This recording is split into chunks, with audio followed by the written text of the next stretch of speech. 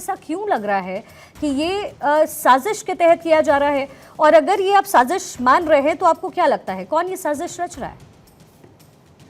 देखिए शिखा जी, पूरे विश्व को पता है कि हिंडनबर्ग क्या है। वो शॉर्ट सेलर कंपनी है, वो खुद मानते हैं, वो उन्होंने कई जगह ऐसा किया है, तो उसके बारे में क्या बात करना। और एक अनाप शनाप एक अमेरिकन कंपनी जिसका यही सारा एम हो, उसको लेके इतने हाय तौबा करना कहाँ तक ठीक है? ये हमारी न्याय पालिका के ऊपर एक उंगली उठाने जैसा है। आप मुझे बताइए, 24 केस थे, 24 में से 22 केसों में जांच पूरी हो चुकी, क्लीन चिट मिल चुकी। एक केस में अभी मार्च 2024 में जांच हो चुकी, एक केस बचा। और तो और सुप्रीम कोर्ट ने एक कदम आगे बढ़ के बोला कि भाई इनके खिलाफ क्या आप एक्शन ले रहे हो, हिंडनबर्ग के खिलाफ, तो इनको कारण बताओ। नोटिस जारी किया, सौकज नोटिस जारी किया, इनका कोई जवाब नहीं आया हिंडनबर्ग का। तो राहुल गांधी जी वीडियो जारी करके क्या करना चाहते हैं? देश की जो अर्थव्यवस्था उसको तहस नहस करना चाहते हैं।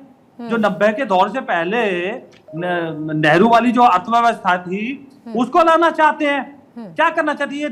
जो भी काम होता है, चलो मोदी विरोध कीजिए आप, बीजेपी विरोध कीजिए आप, देश विरोधी बातों में क्यों शामिल हो जाते हैं आप? आप सुप्रीम कोर्ट को नहीं मानते हो क्या? आप मुझे बताइए, जब दूध का दूध पानी का पानी हो गया, सुप्रीम कोर्ट की निगरानी में सेबी ने जांच कर ली, तो फिर क्या है? ये तो ऐसे समझो जैसे खिस्सानी बिल्ली खंबा नोचे। हिंडनबर्ग अब ये कर रहा है। आपने देखा होगा पिछली बार उन्होंने यही काम किया था और करीब 341 करोड़ रुपए कमाए थे।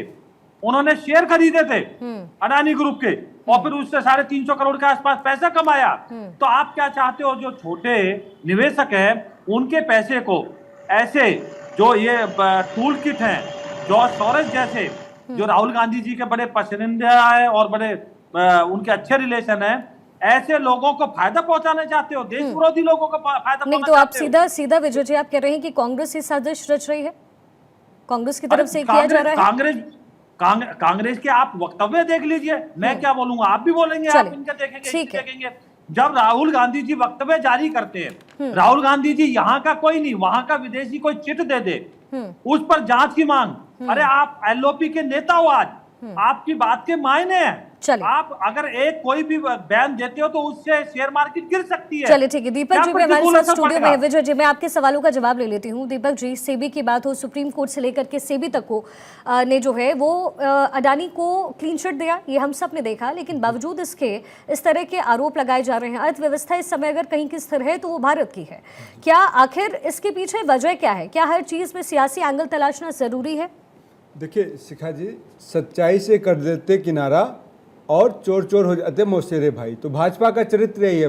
विजय शर्मा जी ने यहाँ पे इतनी लंबी लंबी बातें की, लेकिन क्या बातें क्या कहना चाहते हैं किसी को समझ में नहीं आया। जैसे मोदी जी जुमलेबाजी करते हैं, यहाँ पे चैनल पे बैठ के जुमलेबाजी कर रहे हैं। बात ये बहुत स्पष्ट है, हिंडनबर्ग से आप डरते क्यों भाई? अगर आप अमेरिका में जाके ट्रंप सरकार के नारे लगा लेते हो तो अमेरिकन कंपनी आपकी तारीफ करती है, आपकी पोल खोलती है, तो आप फिर इतना डरते क्यों हो? आप अमेरिका में ट्रंप के प्यारे हैं ना, ट्रंप के नारे लगाने क्यों गए थे अब की बार ट्रंप सरकार? बताइए, अगर इतने दुश्मनी है तो।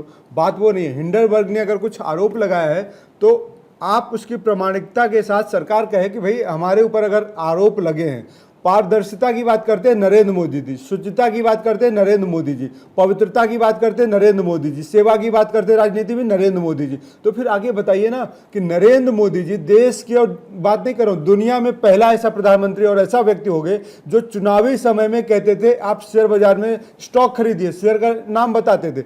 Home minister Amit Shah ji share बाजार में मार्केट में इन्वेस्ट करने के लिए टिप्स देते थे। फाइनेंस मिनिस्टर शेयर बाजार में टिप्स देते थे और सारे लोगों से पैसे लगाए।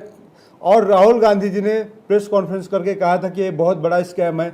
30 लाख करोड़ उसी अगले दिन, जिस दिन 4 जून को रिजल्ट आते हैं, 5 जून को 30 लाख करोड़ रुपए डूब जाते हैं। क्या मामा के घर से लेके आए थे विजय शर्मा जी या मोदी जी या अमित शाह जी? कहां से लेके आए थे? किसके पैसे थे? इसी इन्वेस्टर के थे। तो कांग्रेस पार्टी और राहुल गांधी जी की चिंता ये है कि उन छोटे इन्वेस्टर, अडानी तो एक मोहरा है, अगर माधवी जी का चरित्र इतना ही वो है राजनीतिक और उसमें कोई भाजपा का वो नहीं है मंशा, तो बात बताइए ना फिर कि इनके जो हस्बैंड है श्रीमान धवल जी, उनको क्यों इस तरीके से ब्लैक स्टोन एक कंपनी है जो कि रियल स्टेट इन्वेस्टर ट्रस्ट एक बनाई जाती है, उसके एडवाइजरी कमेटी के सदस्य बनाए जाते हैं, क्यों बनाया जाता है? और फिर उस कंपनी ने, ब्लैक स्टोन ने 2 कंपनियां लिस्टेड कराती हैं भारतीय मार्केट में और उसके शेयर होल्डर ये बन जाते लेकिन हैं। तो दीपक जी- कुल मिला के जो कनेक्शन बनता है शिखा जी, बात कनेक्शन की है, बात पैसों की कनेक्शन की है। तो है, लेकिन दीपक जी आप जानते हैं कि वो शॉर्ट सेलिंग कंपनी है। शॉर्ट सेलिंग कंपनी का काम ही यही होता है कि वो इस तरह की बातें रखे, शेयर उसका गिरे और फिर वो सबसे ज्यादा प्रॉफिट खुद कमाता है। और आप बात कर रहे हैं राहुल गांधी की, उन्होंने आप चुनाव का क्योंकि आपने जिक्र किया दीपक जी, तो चुनाव के समय उन्होंने कहा कि आप मत लीजिए, लेकिन ये तो आप भी जानते हैं, अगर मार्केट को समझते हो तो अभी तक जो है मार्केट क्रैश नहीं हुआ, मार्केट तो उठा ही है। देखिए चुनाव, तो ये अर्थव्यवस्था कमजोर करने जैसा नहीं है। देखिए चुनाव और संसद भवन की बात नहीं होती। संसद भवन के मुद्दे ही संसद भवन के पार्लियामेंट में उठाए जाएंगे।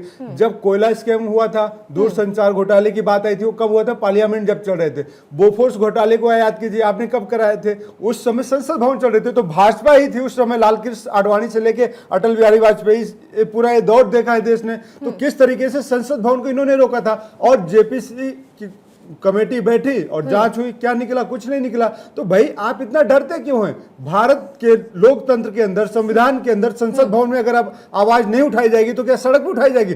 और आपने कहा कि एलओपी बना राहुल गांधी जी, अरे एलओपी आपके रहमो करम पे नहीं बने हैं, जनता ने बनाया है, जनता ने चुना है उनको, जनता ने वोट दिया है। तो जनता के मुद्दों के लिए हम बात करेंगे, इसमें आप घबराहटते क्यों? आप नहीं घबराने की, सीधी सी अच्छा बात चलिए, है। हाँ ठीक है तारिक जी, अब जरा आप अपना रिएक्शन दीजिए, क्योंकि हमने देखा महुआ मोइत्रा का भी केस जिस तरीके से सामने आया, विपक्ष 5 आखिर सेकंड का मेरा अडानी जवाब को ले लीजिए। विजय जी आई कम बैक टू, मैं आती हूँ आपके पास, एक बार मैं सबके रिएक्शंस ले लेती हूँ। तारिक खान जी, सिर्फ अडानी के मुद्दे को लेकर के ये बरगलाने जैसी बात क्यों हो रही है? अगर अभी दीपक जी ने भी कहा हिंडनबर्ग की रिपोर्ट की बात है, उस पर जांच हुई, क्लीन चिट मिल गया, बातें साफ हो गई, स्पष्ट हो गई, राजनीति बहुत हुई, लेकिन हमने वो समय देखा जब मार्केट क्रैश हुआ। आज की स्थिति, अर्थव्यवस्था जो जहां भी रहे, लेकिन सबसे बड़ी बात है कि मार्केट पे कोई असर नहीं पड़ा, इनफैक्ट वो बढ़ा ही है। तो सिर्फ अडानी का मुद्दा क्या आपको लगता है कि सरकार को डिगाने में ये एक अकेला मुद्दा है जो आप सर्वोपरि रखेंगे? जवाबदारी है, मामला हाँ। अडानी से ऊपर जा चुका है मैम। ये मैंने आपके जो गेस्ट कोऑर्डिनेटर हैं उनको ये सेंड कर दिया है, जो मैं दिखा रहा हूं वो आप उनसे ले सकती हैं। एगोरा एडवाइजरी प्राइवेट लिमिटेड, इसके 99% शेयर जो चेयरमैन हैं सेबी के, उनके नाम। अब एक बात नहीं समझ में आई कि मैं इलेक्शन कमिश्नर हूं और मैं चुनाव भी लड़ सकता हूं, क्या ऐसा होना चाहिए? मैं डीएम हूं और मैं ही चुनाव भी लड़ जाऊं। डीएम जो होता है उसी को रिटर्निंग ऑफिसर बनाया जाता है चुनाव का, मैं ही चुनाव भी लड़ जाऊं। तो माधवी लता की ही ये कंपनी है। लेकिन माधवी लता ने तो ये क्लैरिफिकेशन दे दिया है, 2017 का उन्होंने जिक्र किया।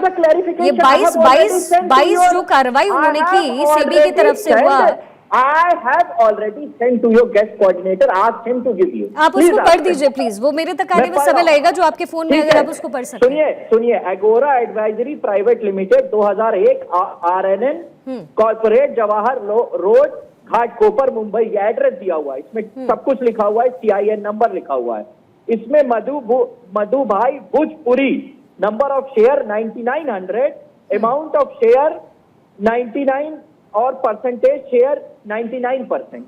ये इनकी एडवाइजरी कंपनी है जिसके इनके पति डायरेक्टर हैं और 99% शेयर इनके पास। अब मैं कह रहा हूं कि आप इलेक्शन कमिश्नर को ही चुनाव लड़ने की इजाजत दे दीजिए, तो उम्मीद की जाए कि चुनाव फेयर होगा। यहाँ यही सवाल है, दे दीजिए और डीएम से कह दीजिए कि भैया तुम भी लड़ो चुनाव, तुम भी नामांकन कराओ, एक सरकारी अधिकारी भी चुनाव लड़े। इसीलिए सरकारी सीटें आपकी फेयर नहीं है क्या तारिक भाई? ये जो 37 सीटें आपको आई हैं, ये फेयर है कि नहीं है? समाजवादी पार्टी को उत्तर प्रदेश में 37 सीटें मिली हैं, वो फेयर है कि नहीं है? ये भी बता दीजिए चुनाव आयोग पे आरोप लगाने से पहले। I'm extremely sorry, I don't want to indulge with these type of people. आपसे बात कर रहा हूँ, please tell him to stay calm। अभी अपना नंबर जब आएगा मैं चलिए बात पूरी कीजिए प्लीज। अब पहली बात देखिए मैम, ये मैंने आपके कोऑर्डिनेटर को भेजी है, मैं उनसे रिक्वेस्ट करता हूँ आपके चैनल से कि आपको वो दे दें, इसको आप गहनता से राहुल गांधी और अखिलेश यादव को भेज दीजिए, व्हाट्सएप यूनिवर्सिटी का ज्ञान है, सौरभ जी उधर भेज दीजिए। चलिए ठीक है